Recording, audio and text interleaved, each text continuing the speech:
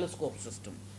So the moment your optics is not up to the standard, they are not very well, you would find problems in your endoscopic procedure, because telescope is your first instrument which is going inside the cavity or your pneumoperitoneum cavity and giving you the first picture. So your telescope or your optics has to be of a very, very high. After this lecture, we should have finished with this lecture. How much longer has he got? So after our case, he will finish it. Okay. So my apologies to Shalab. Let us finish with this case now that you have interrupted it. You've already told the history of this young girl.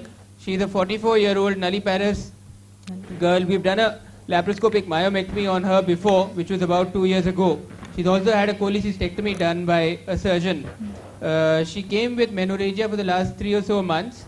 The ultrasound done outside showed a mass in the cervical canal as well as the endometrium, they said, which is almost 2.4 centimeters. And we did an ultrasound here and it showed some fibroid in the myometrium but not really coming into the cavity. So she's not really at the right time of a cycle to do a hysteroscopy. The right time to do it is post-menstrually. We're doing it more mid-cycle, so you might see a lot of endometrium when we go in. So let us see what we find when we go in.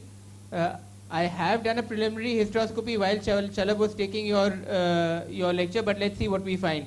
I'm going to, again the same pattern is the same. Let me show you my attachments. We have a 3-chip camera that we are using now, which is the Karl Storz camera. So it will be not as good vision as we've shown you before.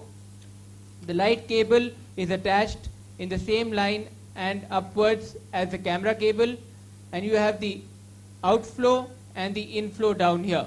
So those are your attachments. They go around my arm so that I don't entangle anything else. I use my right hand being right hand dominant when I'm inserting it.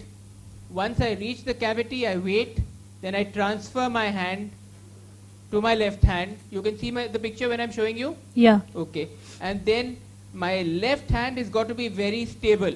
This is your cameraman as in a laparoscopy. So this has got to be stable. I just catch this very lightly, gently, move it to one side, seeing the right wall, move it upwards, I'm seeing the posterior wall, move it to the left side, I'm seeing the left lateral wall. Here. And then I move it downwards and I'm seeing the anterior wall. That is your basic movement when you're doing a hysteroscopy, which you need to follow. So bladder empty, pelvic examination done. We're now going to put the inflow and outflow on and we're going to enter the cavity and see what we find. Okay. I have ready on my table the resectoscope in case we see the fibroid and we need to resect. So fluid now coming, bubbles are not in the channel, and I'm going to straight away enter into the cervical canal. Okay, take out the speculum please. So again,